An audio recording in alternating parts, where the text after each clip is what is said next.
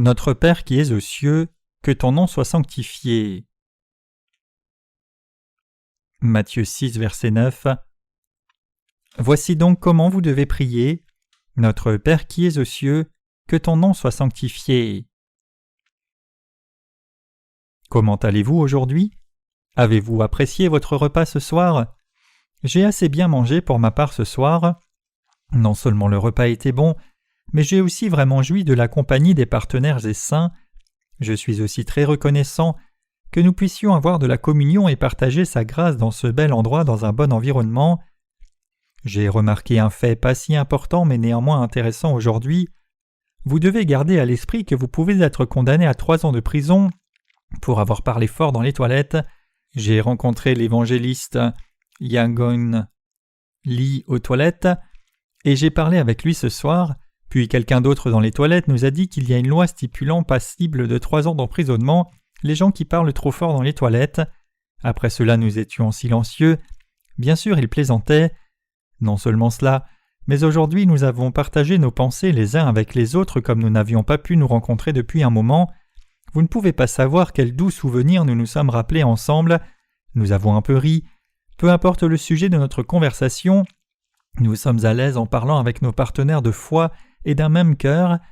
Bien qu'il puisse parfois paraître que nous soyons en train de nous disputer, il n'y a pas de tort parce que nous avons tous reçu la rémission des péchés et il n'y a pas de mauvaise intention. Quand nous nous regardons les uns les autres, nous pouvons trouver en nous la foi dans l'évangile de l'eau et de l'esprit dans nos cœurs. Nous sommes aussi heureux de trouver certaines faiblesses dans notre chair qui sont les mêmes que les nôtres. Même nos apparences dans la chair nous rendent joyeux.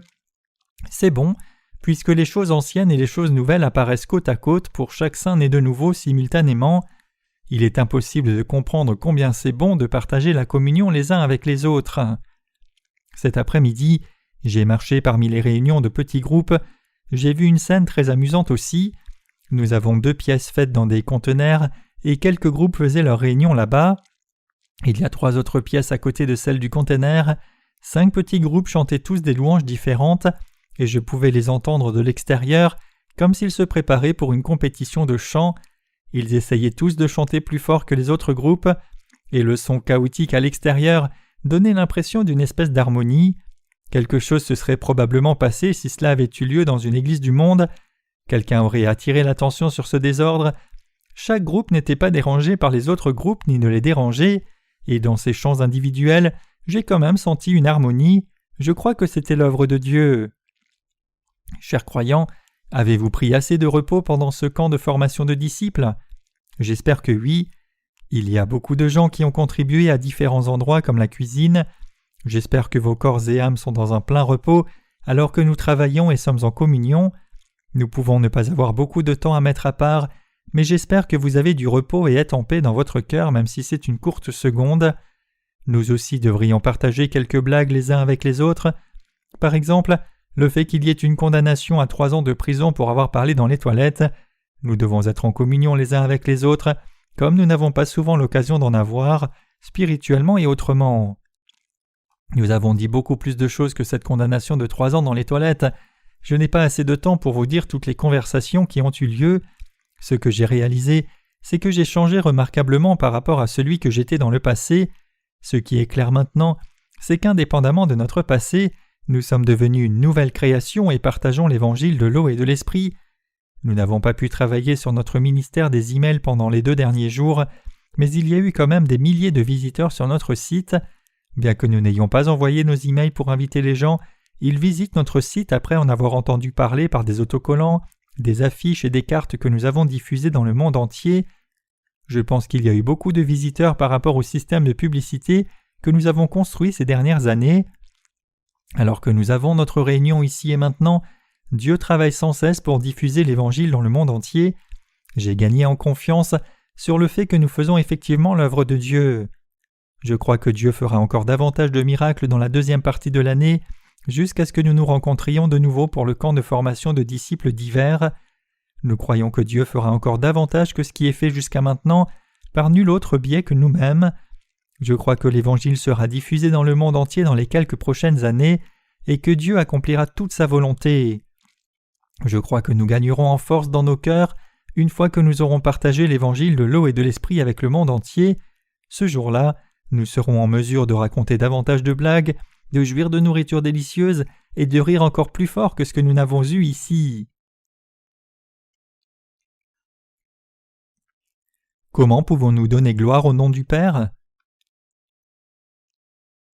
Aujourd'hui, je voudrais partager avec vous le Notre Père tel que le Seigneur nous l'a enseigné en Matthieu chapitre 6. Matthieu 6, verset 9 dit « Notre Père qui es aux cieux, que ton nom soit sanctifié. » Que devons-nous faire pour donner gloire au nom de Dieu ? Pensez-vous que nous devons mener une vie qui nous conduit à la sanctification ? Avant tout, je vous dis qu'il n'en est pas ainsi. Bien sûr, les gens rendraient gloire à Dieu s'ils voyaient nos actes vertueux, mais ce qui est plus important pour nous, c'est de savoir que nous devons croire dans l'évangile de l'eau et de l'esprit, défendre cette foi et diffuser cet évangile pour rendre gloire à Dieu le Père. Notre Seigneur nous dit de vivre dans la foi quand nous prions et croyons dans l'évangile de l'eau et de l'esprit. Nous ne devons pas oublier que le Notre Père a été donné à ceux qui ont reçu la rémission des péchés. Non les pécheurs, mais seulement les enfants de Dieu peuvent appeler Dieu, notre Père qui est aux cieux. Ainsi, si quelqu'un veut appeler Dieu Père et le prier, il doit d'abord devenir un enfant de Dieu en effaçant ses péchés. Dieu est notre Créateur, aussi il est notre Sauveur qui nous délivre. Dieu le Père nous a envoyé Jésus-Christ et a adopté les croyants dans l'Évangile comme ses propres enfants, en effaçant tous leurs péchés par l'eau et l'Esprit. Aussi, Dieu est Père pour ceux qui croient au Sauveur qui a effacé tous leurs péchés par l'eau et l'Esprit. Que ton nom soit sanctifié. Alors, quel est le moyen de glorifier le nom de Dieu le Père ? Comment pouvons-nous glorifier le nom de Dieu ? C'est seulement possible en croyant dans l'évangile de l'eau et de l'esprit. Seuls ceux qui croient dans l'évangile de l'eau et de l'esprit ont le droit d'appeler Dieu leur Père. En bref, le moyen de donner gloire au nom de Dieu est comme suit. Si nous gardons notre foi dans l'évangile de l'eau et de l'esprit et la partageons continuellement avec d'autres, le nom de Dieu le Père est glorifié. Cependant, alors que nous vivons dans ce monde en servant l'évangile et nous concentrant sur une activité particulière pour sa mission, parfois nos insuffisances sont révélées. Ainsi, nous manquons parfois de donner gloire au nom de Dieu parce que nous tombons dans nos propres faiblesses. Bien que nous soyons devenus saints en recevant la rémission de nos péchés par la foi dans l'évangile de l'eau et de l'esprit, parfois nous tombons dans nos propres faiblesses parce que nous sommes consumés par notre chair ou les œuvres. Parfois, nous manquons de mener une vie qui donne gloire au nom de Dieu le Père à cause de nos propres faiblesses, bien que nous n'ayons pas de péché en nous. C'est pour cela que Dieu nous a donné l'évangile de l'eau et de l'esprit. Bien que nous ayons reçu la rémission des péchés et ayons été sanctifiés, nous commettons des péchés par nos propres faiblesses. À chaque fois que cela arrive, nous nous rappelons que Jésus a effacé tous nos péchés, faiblesses, défauts et manquements par l'évangile de l'eau et de l'esprit. Aussi, nous rendons grâce à Dieu le Père avec notre foi dans le baptême de Jésus, qui a le pouvoir d'expier même nos péchés personnels. Notre Seigneur nous a donné la foi dans la rémission des péchés par la parole de l'Ancien et du Nouveau Testament. Dans l'Ancien Testament, la cuve du tabernacle nous montre que Dieu a effacé tous nos péchés. Dans le Nouveau Testament, Jésus-Christ dit à Pierre « Ce que je fais, tu ne le comprends pas maintenant, mais tu le comprendras bientôt. » Quand il a lavé ses pieds, Jean 13, verset 7, notre Seigneur a effacé nos péchés par son baptême pour la rémission des péchés. Alors que nous essayons de mener nos vies dans ce monde en dépit de notre chair faible, notre Seigneur nous a donné la vraie foi dans l'eau et le sang pour effacer tous nos péchés à chaque fois que nos faiblesses nous font obstacle. La vérité de la cuve révélée dans la Bible. Il y a des mentions de la cuve dans l'Ancien Testament, spécifiquement en Exode chapitre 30 versets 17 à 21. L'Éternel parla à Moïse et dit « Tu feras une cuve d'airain avec sa base d'airain pour les ablutions, tu la placeras entre la tente d'assignation et l'autel, et tu y mettras de l'eau avec laquelle Aaron et ses fils se laveront les mains et les pieds.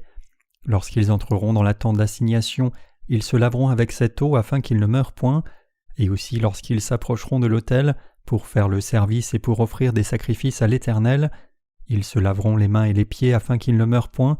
Ce sera une loi perpétuelle pour Aaron, pour ses fils et pour leurs descendants. » Exode 30, versets 17 à 21.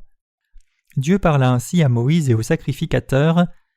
Quand un sacrificateur entrait dans le tabernacle, il faisait face à l'autel des holocaustes en premier. C'était l'endroit où les Israélites offraient les sacrifices en posant leurs mains sur la tête des sacrifices, coupant leur cou et prenant le sang, le versant sur les cornes de l'autel et brûlant la chair et la graisse pour le Seigneur Dieu. Au jour de l'expiation, le souverain sacrificateur posait ses mains sur l'un des deux boucs à sacrifier, apportés devant lui pour les Israélites, afin de transférer leurs péchés sur lui à cet autel. Ce que vous trouvez après avoir dépassé l'autel dans le tabernacle, c'est la cuve de bronze.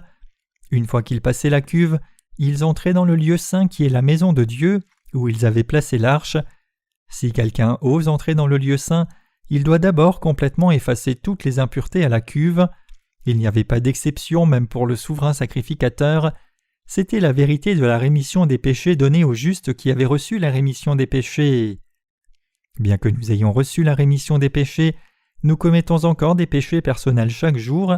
Comment pouvons-nous alors garder nos cœurs purs même si nous avons reçu la rémission des péchés? Ce que je demande, c'est comment garder nos cœurs sans péché après avoir reçu la rémission des péchés par notre foi dans l'évangile de l'eau et de l'esprit. La réponse à cette question se trouve dans la vérité de la rémission des péchés qui a lieu à la cuve. Le secret pour garder notre sainteté après avoir reçu la rémission des péchés peut se trouver à la cuve. Notre Seigneur a dit que quiconque est pur n'a besoin de laver que ses pieds. Jésus lui dit « Celui qui s'est lavé n'a besoin de se laver les pieds pour être entièrement pur, et vous êtes purs, mais non pas tous. » Jean 13, verset 10. Tout comme ce que notre Seigneur a dit, nous effaçons nos péchés personnels par notre foi à la cuve et gardons notre foi parfaite. Et la vérité de la cuve est finalement révélée au temps du Nouveau Testament, quand notre Seigneur vient dans ce monde pour recevoir son baptême de Jean-Baptiste. En d'autres termes, nous gardons notre foi parfaite en croyant et méditant sur le baptême que Jésus a reçu, par lequel tous nos péchés ont été effacés dans l'évangile de l'eau et de l'esprit. Nous devenons saints et le restons devant Dieu en méditant et croyant au baptême de Jésus. L'eau implique effectivement le baptême de Jésus, qui est le signe de notre salut comme il est écrit. Cette eau était une figure du baptême, qui n'est pas la purification des souillures du corps, mais l'engagement d'une bonne conscience envers Dieu, et qui maintenant vous sauve vous aussi par la résurrection de Jésus-Christ. 1 Pierre 3, verset 21. Notre Seigneur a enlevé tous nos péchés en recevant son baptême, et il a expié tous nos péchés en mourant à la croix. Notre Seigneur a amené tous les péchés du monde à la croix, où il est mort. Il nous a délivrés en ressuscitant d'entre les morts. Après que nous ayons reçu la rémission des péchés par les actes de notre Seigneur, nous devons nous rappeler de l'évangile de l'eau et de l'esprit à répétition au quotidien. Nous devons regarder au baptême que le Seigneur a reçu au quotidien, même après avoir reçu la rémission des péchés. Nous devons le regarder lorsque nous sommes atteints dans ce monde.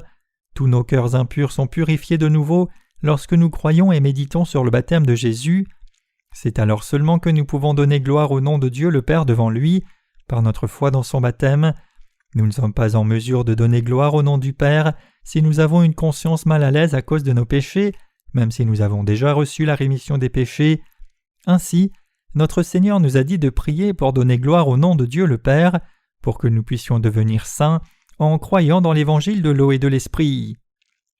Que serait-il arrivé aux sacrificateurs du temps de l'Ancien Testament s'ils n'avaient pas eu la cuve pour laver leurs impuretés?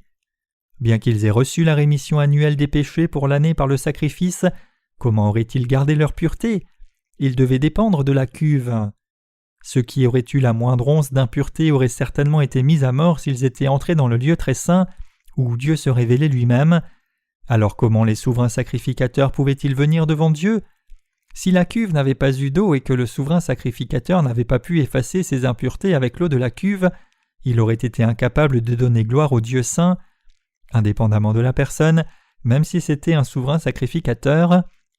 C'est-à-dire que même le souverain sacrificateur était impur dans ses péchés personnels parce qu'il était seulement humain. Même les justes avaient rencontré des situations qui ont entaché leur cœur. Parfois, des colères justes montent en nous quand nous rencontrons des méchants en faisant l'œuvre de Dieu.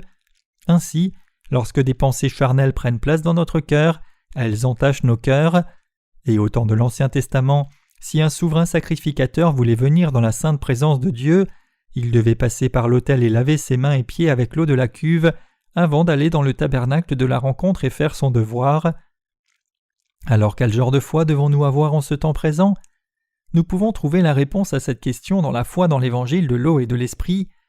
Dans quel genre de foi les justes devraient-ils prier, adorer et louer Dieu? Bien sûr, ce doit être dans la foi dans l'évangile de l'eau et de l'esprit. De même, quand nous prions, louons et adorons Dieu, nous devons le faire en dépendant de l'évangile de l'eau et de l'esprit. C'est essentiel pour nous de dépendre de lui si nous voulons louer Dieu sans péché. Dans quel genre de foi devrions-nous nous approcher de Dieu? Nous pouvons nous approcher de Dieu en croyant au baptême de Jésus et son sang, donc nous pouvons vivre notre foi en croyant dans l'évangile de l'eau et de l'esprit pour que le nom de Dieu soit considéré comme saint devant les gens du monde, comme devant Satan le diable. En conclusion, nous pouvons donner la sainteté et la gloire au nom de notre Père par notre foi dans l'évangile de l'eau et de l'esprit.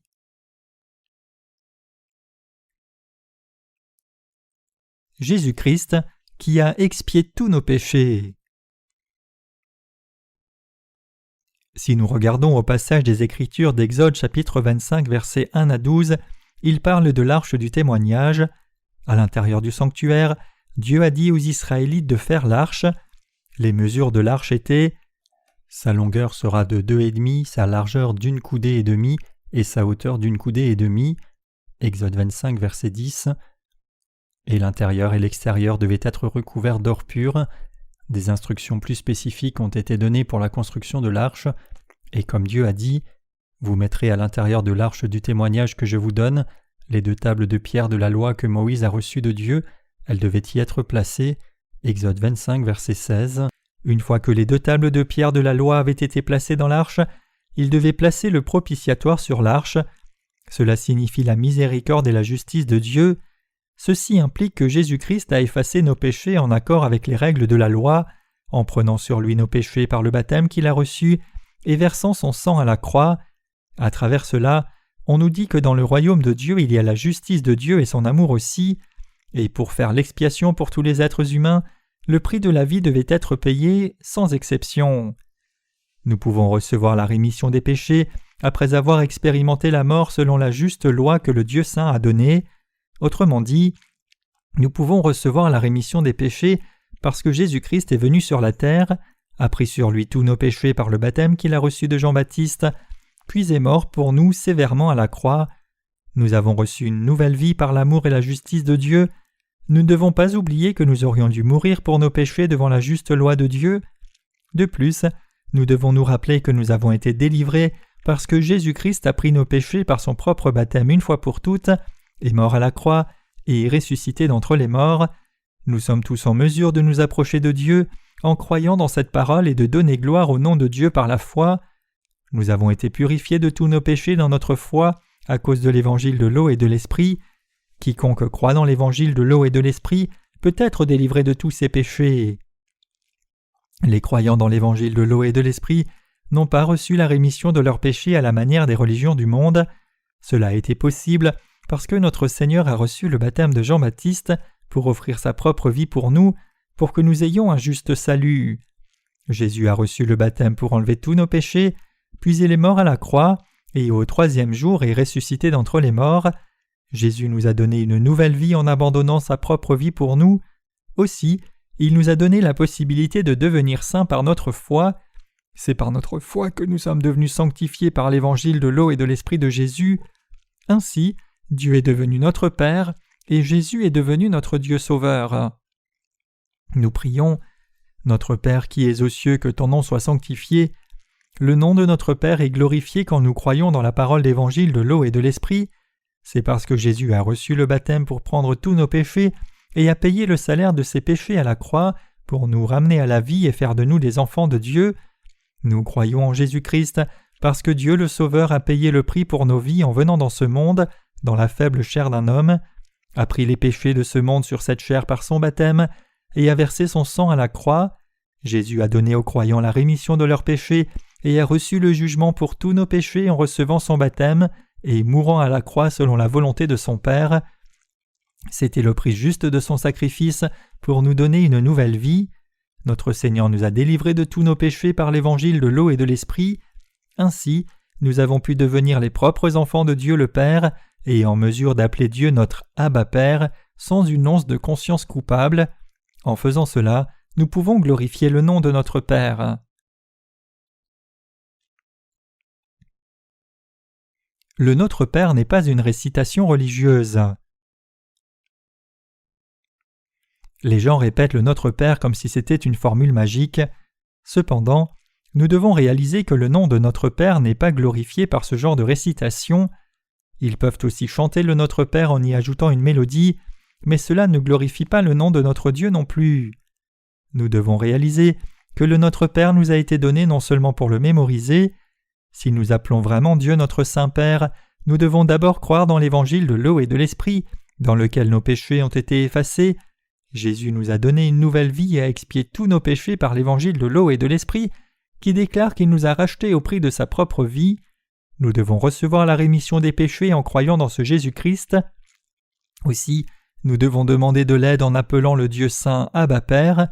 Au moins, nous ne devons pas garder de fausses croyances qui déplaisent au nom de notre Père. Si vous croyez en Jésus-Christ doctrinalement sans avoir foi dans la puissance de Dieu qui a expié tous vos péchés, votre foi est corrompue, peu importe combien votre foi est forte. Bien que vous puissiez être incapable de donner gloire à Dieu, vous ne devez jamais faire tort au nom de Dieu avec votre fausse foi. Cette foi ne croit pas au baptême de Jésus. Dieu est saint, son nom doit être glorifié correctement. Ceux qui croient dans l'évangile de l'eau et de l'Esprit peuvent donner une gloire sacrée au Dieu saint, et ils sont vraiment les propres enfants de Dieu. Nous devons donner gloire à Dieu avec notre vraie foi. Pour ce faire, nous devons d'abord croire dans l'Évangile qui efface tous nos péchés, puis notre Seigneur pourvoit à des réponses à nos prières lorsque nous demandons son aide, et nous devons donner gloire à notre Seigneur en croyant dans cet Évangile. Chaque personne a besoin de recevoir la rémission des péchés en croyant dans l'Évangile de l'eau et de l'Esprit. De plus, puisque nous continuons de commettre des péchés même après avoir reçu la rémission des péchés, nous devons effacer quotidiennement ces péchés personnels, sans laisser de traces, en croyant au baptême de Jésus, qui est l'eau de la cuve de bronze. Nous devons effacer les péchés de notre conscience, sans laisser de traces en méditant sur le baptême que Jésus a reçu de Jean-Baptiste. Aussi, nous devons savoir et croire que le nom de Dieu le Père est glorifié de cette façon.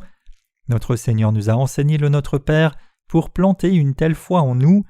Donc pour ceux qui n'ont pas encore reçu la rémission des péchés, ils ont d'abord besoin de croire dans l'évangile de l'eau et de l'Esprit pour recevoir la rémission des péchés. Pour ceux qui sont encore pécheurs après avoir cru en Jésus, ils recevront la rémission des péchés en croyant dans l'évangile de l'eau et de l'Esprit. C'est alors seulement qu'ils seront en mesure de glorifier le nom de Dieu d'une façon correcte. Les chrétiens d'aujourd'hui récitent le Notre Père très fréquemment. Ils récitent le Notre Père au début de la louange dans leur réunion et à la fin de la louange conduite par un laïc qui n'a pas encore été ordonné. Comme marque du début de la louange, ils récitent habituellement le credo des apôtres et à la fin de la louange, ils récitent le Notre Père. Cependant, le Seigneur ne nous a pas enseigné le Notre Père pour être pratiqué de la sorte. Il ne nous a pas donné le Notre Père pour que nous puissions démontrer notre bonne foi en le mémorisant et le récitant bien. Plutôt, il demande aux vrais croyants en Dieu de recevoir la rémission des péchés. Pour devenir de telles personnes de foi, nous devons demander sa direction. De plus, nous devons mener des vies éthiques dans la foi dans notre marche quotidienne. Il nous a enseigné à nous qui sommes nés de nouveau le Notre Père pour que nous puissions glorifier le nom de notre Père en gardant notre rémission des péchés et méditant sur l'évangile de l'eau et de l'Esprit de façon quotidienne. Pour vraiment expier toute culpabilité de nos consciences et sanctifier nos consciences, nous devons complètement effacer la souillure de nos consciences avec l'eau prise dans la cuve de bronze quotidiennement. Les 10 commandements donnés par Dieu sont la colonne vertébrale de la loi, son pilier central est le miroir qui reflète chaque cœur tel qu'il est.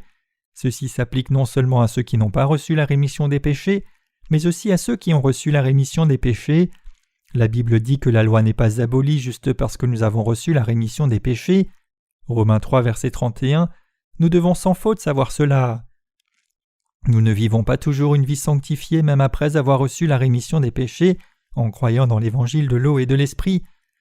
Quand nous faisons l'œuvre de l'évangile, nous pouvons nous garder éloignés du péché, mais quand nous retournons à notre ancienne nature et faisons l'œuvre de la chair, nous vivons toujours en commettant des péchés. Vous devez savoir que vos actions pécheresses ne sont pas considérées autrement que des péchés, juste parce que vous croyez dans l'évangile de l'eau et de l'Esprit. Le péché est encore du péché, peu importe qui le commet. Même s'il est commis par quelqu'un qui a reçu la rémission des péchés, le péché est toujours péché. Alors comment pouvons-nous discerner ce qui constitue du péché dans nos vies? Est-ce du péché quand nous doutons de la façon dont nous avons mené nos vies? Non. Dieu nous parle comme suit. « Je suis l'Éternel ton Dieu qui t'ai fait sortir du pays d'Égypte, de la maison de servitude. Tu n'auras pas d'autre Dieu devant ma face. » Exode 20, versets 2 à 3. Dieu parle aux Israélites qui sont son peuple choisi, tout comme à nous qui sommes nés de nouveau doués d'esprit. Quand nous réfléchissons sur toutes nos pensées, nos cœurs et actes devant la loi de Dieu, nous pouvons discerner s'il y a des péchés ou non. Pour ceux qui sont nés de nouveau tout comme pour ceux qui ne sont pas encore nés de nouveau, la parole de la loi de Dieu a la capacité de distinguer les péchés. Il n'y a pas d'autre moyen par lequel nous puissions discerner nos péchés en dehors de cette loi. Nos actes ne sont pas définis comme des péchés parce que nous avons l'impression qu'ils le sont, mais ils sont classés comme péchés quand nous avons enfreint la loi fixée par Dieu. Le moyen de discerner le péché n'est pas basé sur nos propres pensées. Plutôt, nous devons réaliser et croire que nos actes ou pensées constituent des péchés quand nous allons à l'encontre de la parole de Dieu. Nous devons reconnaître que nos actions ont été pécheresses quand certains péchés viennent à notre conscience par la loi de Dieu, et quand nous reconnaissons nos péchés ainsi, nous pouvons effacer tous nos péchés par notre foi dans le baptême de Jésus-Christ. Nous sommes à nouveau sanctifiés quand nous reconnaissons nos fautes, allons devant le Seigneur et nous purifions avec l'eau du baptême de Jésus. Se laver avec l'eau de la cuve de bronze, c'est croire que Jésus a enlevé tous nos péchés par son baptême qu'il a reçu de Jean-Baptiste. Nos consciences souillées peuvent devenir pures en croyant aux œuvres que notre Seigneur a accomplies pour enlever nos péchés. Ce n'est que par le baptême que Jésus a reçu que nous pouvons purifier nos consciences. Nos péchés quotidiens sont effacés seulement par la foi établie dans le fait de croire que Jésus a pris sur lui tous nos péchés par son baptême, par l'imposition des mains de Jean-Baptiste. Notre foi au baptême que Jésus a reçu de Jean-Baptiste et le sang qu'il a versé à la croix, crucifié par les soldats romains, peut expier tous nos péchés. Nous pouvons obtenir une conscience pure avec cette foi. Nous pouvons nous garder sacrés au quotidien par cette foi. Le nôtre de la première phrase « Notre Père qui es aux cieux » dans la prière que le Seigneur nous a enseignée désigne les saints qui sont nés de nouveau doués d'esprit, car ceux qui ont des péchés dans leur cœur ne peuvent jamais devenir disciples de Jésus-Christ.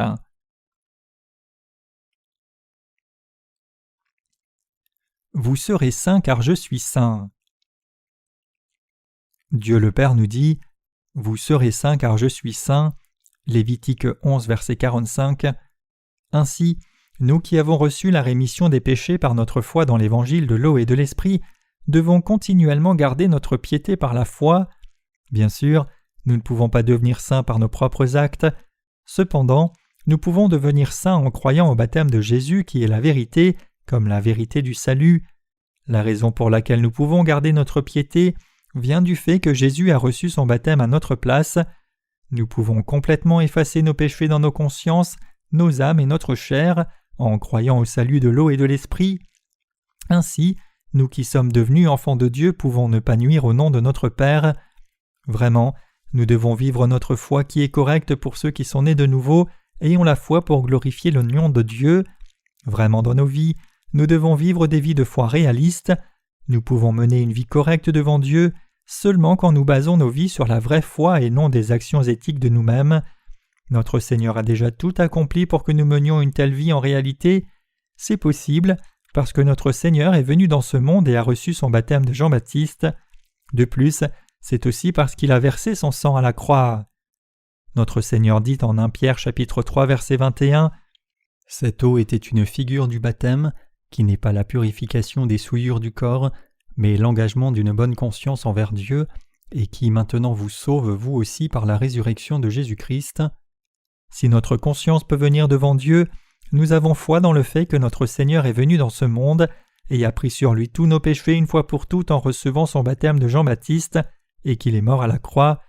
Nous sommes sanctifiés par notre foi dans la vérité que notre Seigneur a complètement effacé tous nos péchés, tout comme notre sens de la culpabilité avec son baptême.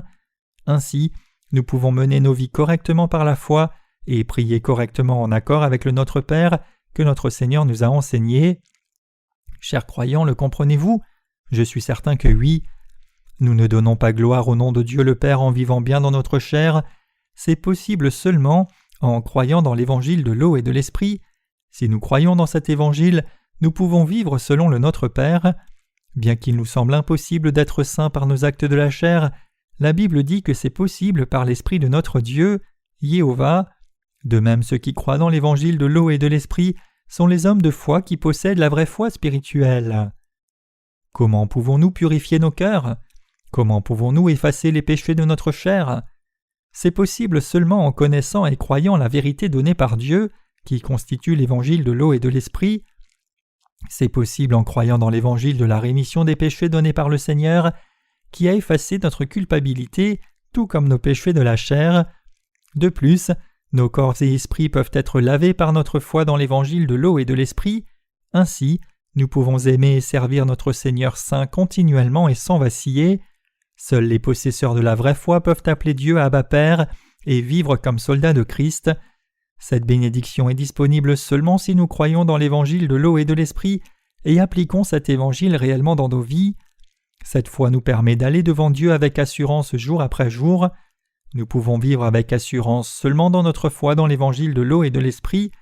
Ce n'est que dans notre foi que nous pourrons vivre bien, faisant les œuvres justes durant notre vie, avec une conscience pure. Dieu nous a fortifiés, vous et moi qui croyons dans l'évangile de l'eau et de l'Esprit, pour vivre d'une telle façon. Certaines personnes disent parfois des non-sens comme s'ils n'avaient jamais commis de péché après avoir reçu la rémission des péchés. Cependant, Dieu dit dans la Bible « Non, il n'y a sur la terre point d'homme juste qui fasse le bien et qui ne pêche jamais. » Ecclésiaste 7, verset 20.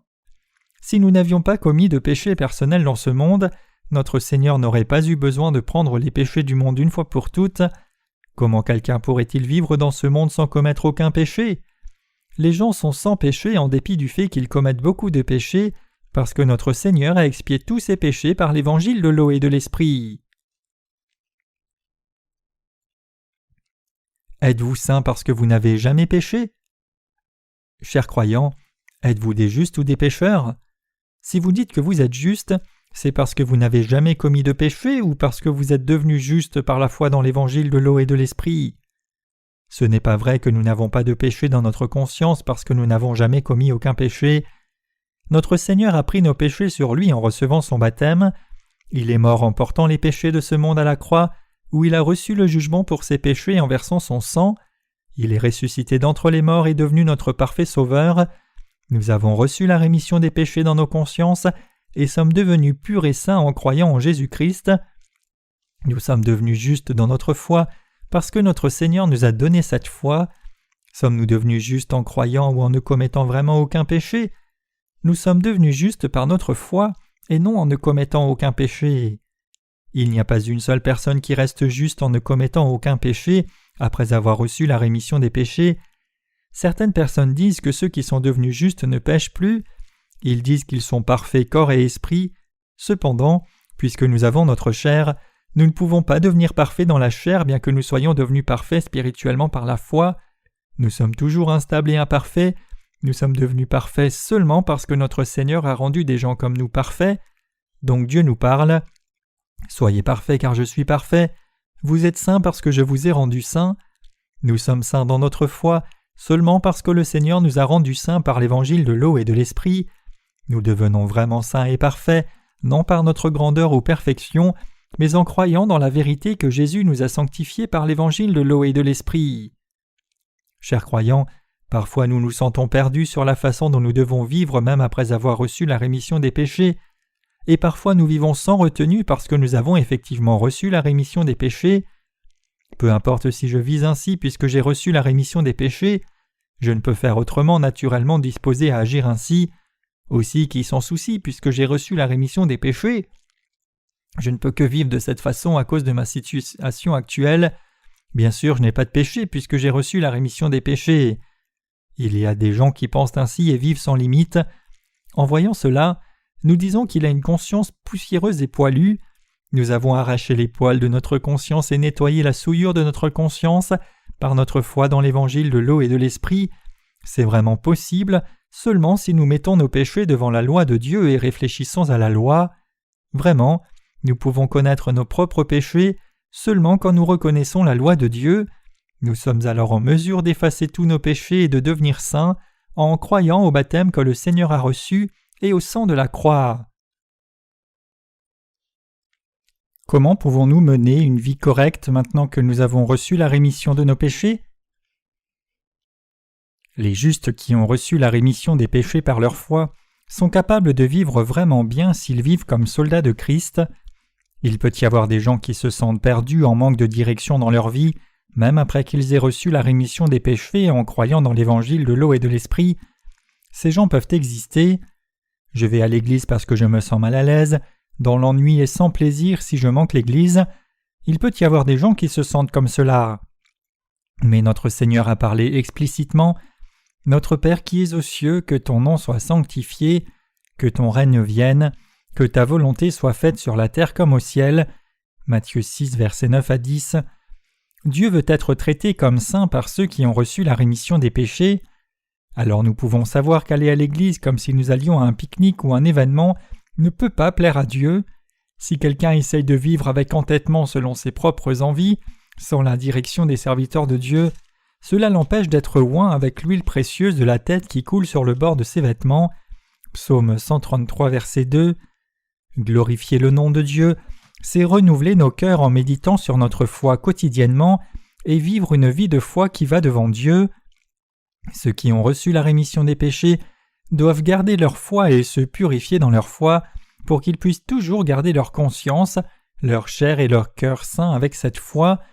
Nous avons besoin de la foi qui purifie nos mains et pieds en prenant l'eau de la cuve de bronze, c'est-à-dire que nous devons vivre en nous gardant constamment purs, propres et saints en effaçant nos péchés personnels par notre foi dans la parole du baptême de Jésus et son sang à la croix.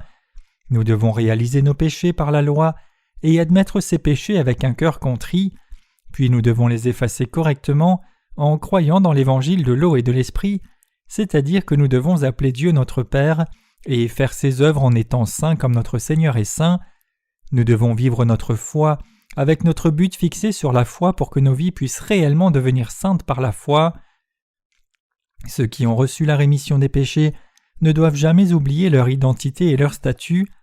Au moins, Dieu au ciel est Père pour vous et moi, si nous sommes les justes qui croient dans l'évangile de l'eau et de l'esprit. Ceux qui peuvent croire et appeler Dieu leur propre Père en disant « Notre Père qui es aux cieux » sont vraiment rares. N'importe qui ne peut pas le faire. Ce n'est pas possible par l'argent, l'éthique ou une vie ascétique dans un monastère. Seuls ceux qui ont reçu la bénédiction divine du ciel peuvent appeler Dieu Abba Père. C'est vraiment un droit spécial, réservé à ceux qui ont reçu une grâce spéciale de Dieu. En d'autres termes, seuls ceux qui ont reçu la rémission des péchés en étant nés de nouveau d'eau et d'esprit sont capables de devenir enfants de Dieu. Bien que nous vivions dans ce monde, nous devons être conscients de notre propre statut. Vous et moi sommes les enfants de Dieu, qui avons reçu les bénédictions divines et les seuls qui peuvent appeler Dieu Abba Père. Nous devons savoir et admettre que notre statut a été élevé et vivre nos vies dans la foi appropriée à ce statut comme soldats de Christ, différenciés de ceux qui ne sont pas encore nés de nouveau. Quand nous voyons une menace, nous demandons habituellement « À qui est ce bâtard d'enfant ?» Que signifie un enfant bâtard? Nous appelons quelqu'un qui a été élevé sans père par ce nom. Il y a beaucoup de gens dans ce monde qui ont été élevés par des mères seules sans l'aide de leur père. Un bâtard ne désigne pas tous ces gens. En appelant quelqu'un enfant bâtard, nous ne désignons pas la personne qui est sans père, mais le fait que ses actes soient en dessous du sens commun. Ainsi, si un enfant est une menace, ce fait cause du tort à ses parents.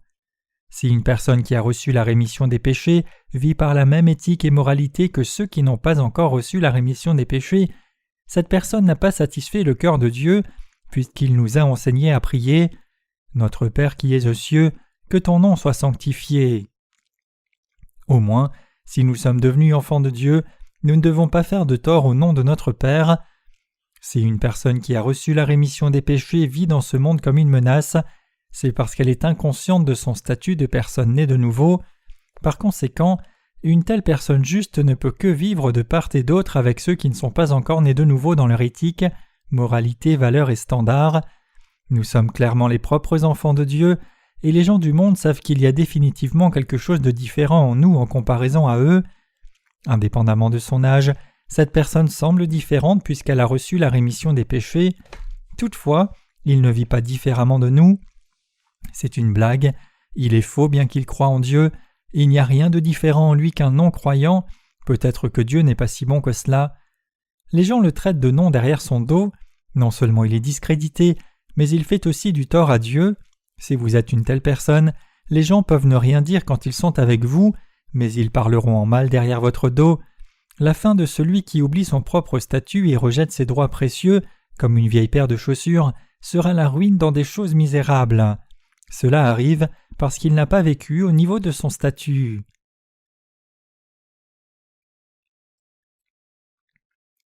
Les justes doivent s'unir aux autres justes par la foi pour vivre pour le Seigneur. Les justes doivent s'associer aux autres justes.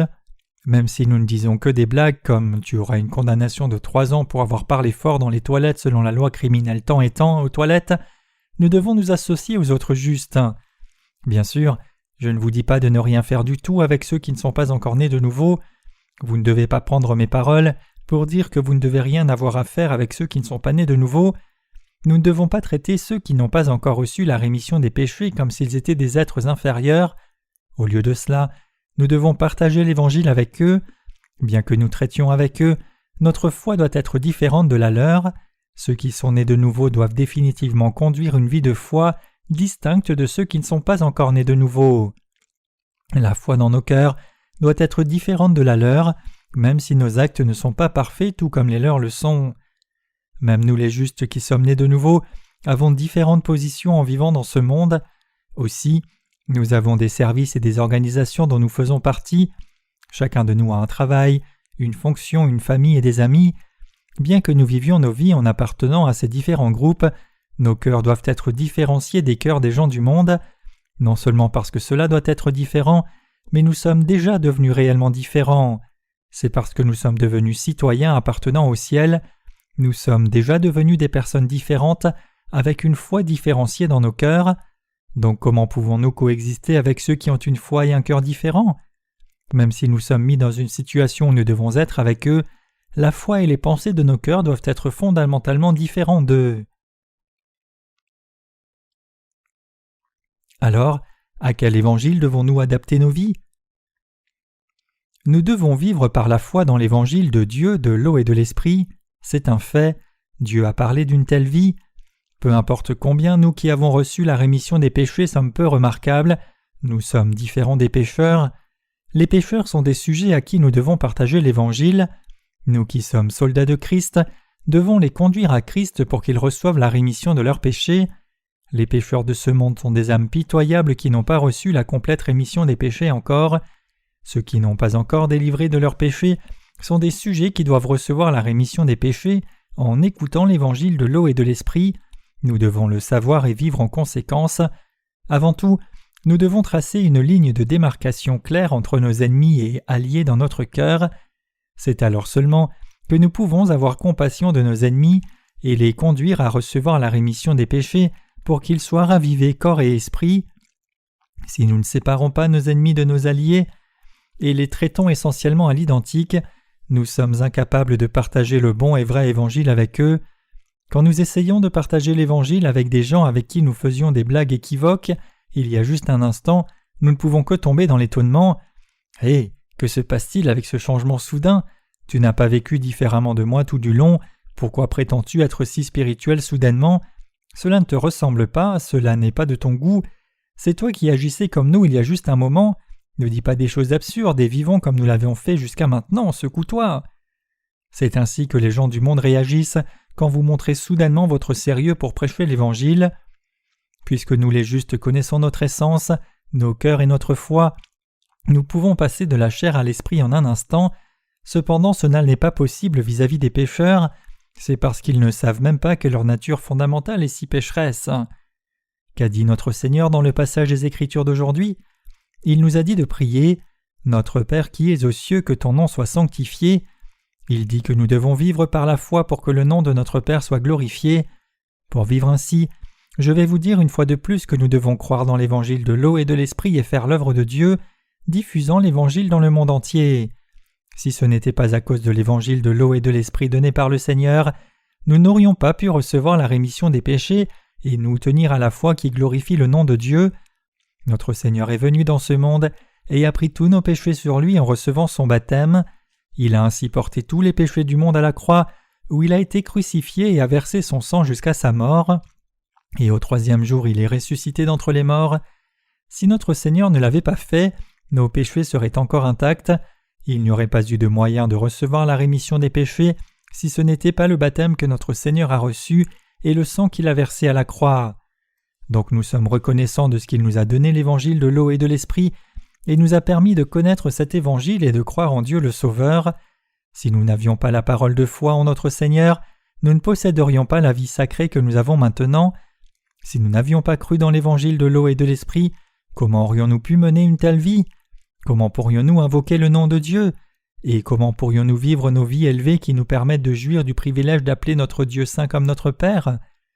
Nous ne pourrions que vivre la vie d'un ver qui peuple les toilettes extérieures et mange la saleté. Nous remercions Dieu d'avoir appelé des gens comme nous à appeler le Dieu du ciel notre Père. Cette vie vient de la puissance merveilleuse de notre Dieu. Nous qui sommes nés de nouveau par l'évangile de l'eau et de l'esprit ne vivons pas comme des vers, peu importe combien nous pouvons être faibles. Tous ceux qui sont à la ressemblance de Dieu peuvent devenir enfants de Dieu en croyant dans son évangile, bien qu'il soit actuellement un pécheur lié dans ses péchés. Bien que le monde soit rempli des créations de Dieu, c'est fondamentalement différent des humains. Peu importe combien elles essayent, en dehors des humains, aucune créature ne peut devenir enfant de Dieu. Seuls les humains peuvent devenir enfants de Dieu en recevant la rémission des péchés par la foi dans l'évangile de l'eau et de l'esprit. C'est une différence gigantesque entre les humains et toutes les autres créatures. Même parmi les gens, il y a différentes sortes de personnes. Il y a ceux qui ont déjà reçu la rémission des péchés en croyant dans l'évangile de l'eau et de l'esprit. Il y a ceux qui sont devenus des enfants de Dieu en croyant dans l'évangile de l'eau et de l'esprit. Ou les enfants de Dieu qui ont reçu la rémission des péchés vont-ils, après avoir mené leur vie dans ce monde? Ils sont embrassés par Dieu le Père et entrent dans le royaume de Dieu, le ciel. En effet, le royaume millénaire et le royaume éternel nous attendent. Le royaume millénaire est un endroit que Dieu a préparé pour récompenser les justes. Les justes régneront comme des rois pendant 1000 ans dans cet endroit. Nous ne sommes pas encore allés dans cet endroit, mais nous pouvons imaginer cet endroit. Aussi nous y aspirons, comme c'est déjà réalisé dans nos cœurs par notre foi. Ce que nous savons, c'est que toute la vérité que Dieu nous a promise sera accomplie comme c'est écrit dans la parole de Dieu. Maintenant même, nous expérimentons quotidiennement chaque bénédiction par notre foi. Les gens dans ce monde désirent jouir d'une vie culturelle supérieure. La culture humaine permet aux gens de vivre bien et à l'aise, donc nous appelons des cultures plus développées qui nous permettent de vivre plus à l'aise, de bonne culture. Tous les besoins basiques sont satisfaits assez délicatement par ces cultures développées, et les gens essayent de jouir de cultures plus nouvelles et meilleures. Ils prennent du plaisir à écouter de la musique et à regarder des films, comme d'autres activités culturelles.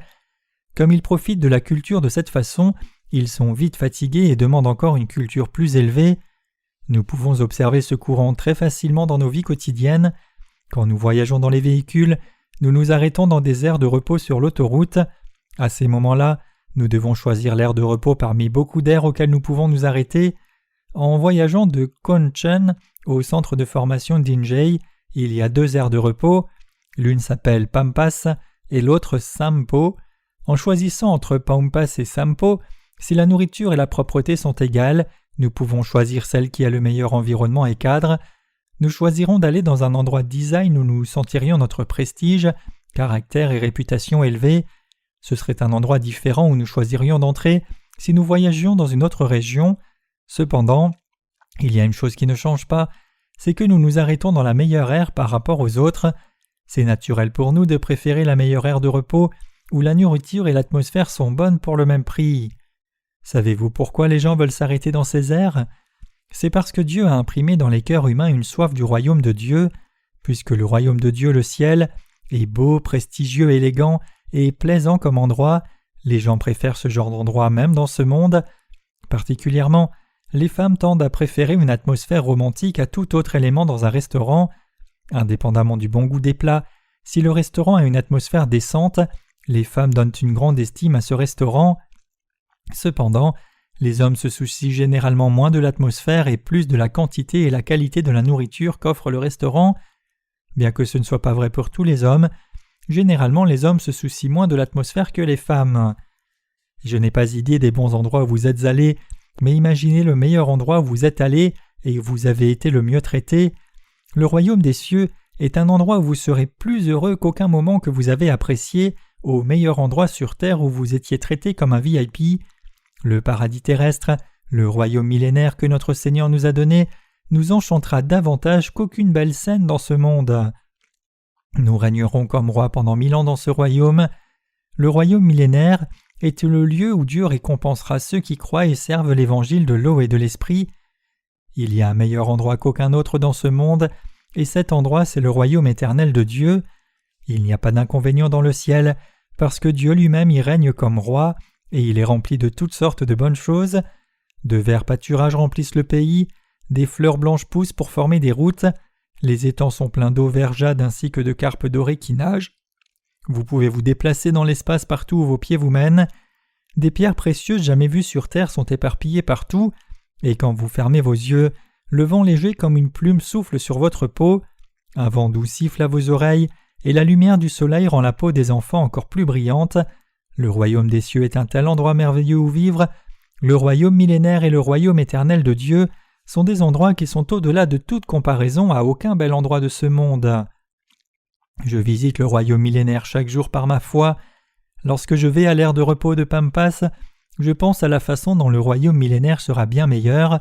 Lorsque je vois une belle scène, j'imagine combien le royaume millénaire est encore plus à couper le souffle. Ainsi, lorsque j'observe quelque chose de beau dans ce monde, je suis en extase au sujet du royaume millénaire qui nous sera donné dans le temps à venir. Nos cœurs sont déjà au ciel. Nous ne gagnons rien à déplaire à Dieu qui nous donnera le royaume millénaire et le royaume des cieux. Tout comme c'est une honte de faire tort à nos parents, plus que ça ne l'est pour nous-mêmes, il est inimaginable de faire tort au nom de Dieu le Père en tant qu'enfant de Dieu, qui sommes nés de nouveau d'eau et d'esprit. Je ne dis pas cela pour renforcer votre volonté de bien vivre, je vous exhorte seulement à avoir foi dans la parole de Dieu dans vos cœurs. Tout comme la parole de Dieu dit que le juste doit vivre par la foi seul, nous ne devons jamais oublier notre obligation et vivre par la foi seul. Nous ne devons pas oublier notre obligation et vivre nos vies pour glorifier le nom du Père. Nous devons mener nos vies avec une foi correcte et vraie. Pour ce faire, nous devons mener nos vies dans une culture spirituelle des justes qui est bâtie sur la foi. Puisque Dieu prend plaisir à une telle vie, Dieu donne réellement beaucoup de bénédictions à ses propres enfants. Dieu nous a exhortés à vivre par la foi. Chers croyants, comprenez-vous? J'en suis certain. Le seul moyen de glorifier le nom de notre Père est de croire dans l'évangile de l'eau et de l'esprit. Si vous pensez que vous pouvez servir le Seigneur par un talent humain que vous possédez, rappelez-vous que c'était l'offrande faite par Caïn que Dieu n'a pas acceptée. Comme l'offrande qu'Abel a faite par sa foi, nous pouvons plaire à Dieu et donner gloire et honneur à Dieu seulement par notre foi dans l'évangile de l'eau et de l'esprit. Glorifier le nom de notre Père et mener une vie qui lui donne gloire est aussi possible seulement par la foi dans l'évangile de l'eau et de l'esprit. Par l'évangile de l'eau et de l'esprit, vous et moi sommes devenus enfants de Dieu et nous pouvons mener des vies qui donnent gloire correcte au nom de notre Père. Nous ne pouvons que remercier Dieu qui nous donne sa grâce, qui nous permet de vivre par une telle foi authentique. Mais il y a ceux qui refusent de recevoir cette grâce. N'attendez pas de moi que je vive une telle vie, je ne suis pas né dans ce but. S'il y a ceux qui se sentent comme cela, s'il vous plaît qu'il n'en soit pas ainsi. Regardez-moi, vous aurez probablement une meilleure compréhension une fois que vous me regardez. C'est étonnant que je mène une telle vie après avoir rencontré notre Seigneur. Ma vie a énormément changé par la foi. Avant que je ne sois né de nouveau, je ne pouvais pas abandonner la convoitise humaine de posséder de l'immobilier un jour. Cependant, je n'en vis même pas les plus grands gratte-ciel maintenant. C'est parce que j'ai beaucoup de maisons plus confortables et spacieuses que ces bâtiments. Ce sont les églises de Dieu. Il y a l'église de Dieu à Sokcho qui est ma maison. Il y a des églises de Dieu aussi à Séoul et Busan qui sont aussi mes maisons. Peu importe où je vais dans ce monde, il y a mes maisons. Où je dors, c'est ma maison, et où je vis, c'est ma patrie. C'est ainsi que je le sens. Nos frères ont perdu contre les femmes des pasteurs de 9-2 dans un match de foot en salle cet après-midi. Bien sûr, le match s'est joué à 5 frères contre 9 femmes de pasteurs. Nous sommes vraiment contents d'avoir perdu avec un grand écart. Pourquoi perdons-nous avec un score de 9-2 ? C'est bon quand nous pensons que nous avons perdu de 9-2 pour bien les traiter, et plus j'y pense, le résultat me provoque aussi. Je me sens comme cela parce que je ne peux pas comprendre comment nous avons perdu à ce point. Je me sens un peu furieux quand je pense à une autre partie que nous avons perdue avec un score de 8-1. Comment pouvons-nous perdre à ce point? J'ai décidé d'accepter cela comme la volonté de Dieu. Mais nous sommes aussi heureux de voir les femmes de pasteurs se réjouir du score, car ce sont nos sœurs. Je crois que seuls vous qui êtes nés de nouveau d'eau et d'esprit êtes mes frères et sœurs. Bien que nous ne soyons pas liés par le sang comme frères et sœurs, je crois que nous sommes une famille spirituellement dans le royaume de Dieu. Qu'en est-il de vous? Croyez-vous cela aussi? J'en suis certain. C'est une vraie bénédiction pour nous. Dans le royaume de Dieu, ceux qui doivent être bien traités seront bien traités, et ceux qui sont dignes seront traités comme dignes. Nous trouverons les partenaires en Dieu dignes. Si les frères et sœurs se traitent les uns les autres comme dignes, ne pouvons-nous pas donner et laisser un peu les uns et les autres? N'est-ce pas ce que signifie être une famille? Cela dit, je pense qu'un jour nous prendrons notre revanche. Même si nous avons perdu alors que nous ne pouvions pas perdre à ce point, je suis heureux à la pensée que cela aussi c'est la force de Dieu. Évidemment, j'ai perdu tout mon appétit quand nous avons perdu la partie. Vraiment, nous les pasteurs avons analysé pourquoi nous avons eu un score de 9-2. Comment avons-nous perdu par un score de 9-2? Quand nous étions à 3-0 et 4-0, nous avons justifié que nous avons joué facilement. Nous avons pensé que les vrais joueurs allaient commencer à jouer dans la deuxième mi-temps. Nous avons pensé que nous pouvions remonter facilement, mais nous avions tort. Nous avons fait tous nos efforts en mettant tout en œuvre, mais nous avons quand même perdu par 9-2. Nous ne pouvions qu'être surpris. Comment cela a-t-il pu arriver? Alors que nous nous sentions mal, une pensée plus profonde a révélé que c'était plutôt bien. Quand nous avons pensé à la façon dont les femmes de pasteurs allaient être déprimées si elles perdaient, je me suis dit qu'il valait mieux que nous soyons un peu à bas. Les femmes de pasteurs ont déjà subi assez de stress, donc si cette victoire pouvait les consoler un peu, nous perdrions à tout prix. Mais je voulais quand même gagner le match si une autre occasion se présentait. Bien que nous ayons perdu parce que nous manquions de talent, je me suis senti bien quand j'ai pensé que tout cela correspondait à la volonté de Dieu. Puisque les femmes de pasteurs ont gagné, elles nous ont apporté beaucoup de nourriture délicieuse. Plus tard, c'était une fête continue. Si nous avions gagné, je me demande si nous aurions eu cette fête. Nous avons vanté notre perte devant d'autres collègues. Beaucoup qui ont entendu cela se sont dit qu'ils n'auraient pas perdu de 9-2 s'ils avaient joué. Alors nous avons fait un match de simulation. Le résultat de cette simulation était qu'ils auraient perdu avec un score de 15-0 s'ils avaient joué avec la meilleure équipe des femmes de pasteurs. Tout ceci est possible parce que nous sommes dans le royaume de Dieu, et tout ceci nous fait plaisir. Peu importe, nous sommes devenus une famille en recevant la rémission des péchés par notre foi dans l'évangile de l'eau et de l'esprit. Ceux qui croient dans l'évangile de l'eau et de l'esprit sont sans péché, puisqu'ils ont reçu la rémission des péchés. Ainsi leur cœur est toujours au ciel, et ils peuvent rire fort jour après jour. Qu'en est-il de vous? Pouvez-vous montrer un grand sourire qui vient de votre cœur? Y a-t-il trop de péchés qui vous empêchent d'éclater de rire? Absolument pas. Vous n'avez pas de péché, nous n'avons pas de péché. La conscience des croyants dans l'évangile de l'eau et de l'esprit est pure. Nous sommes devenus enfants de notre Père en croyant dans l'évangile de l'eau et de l'esprit.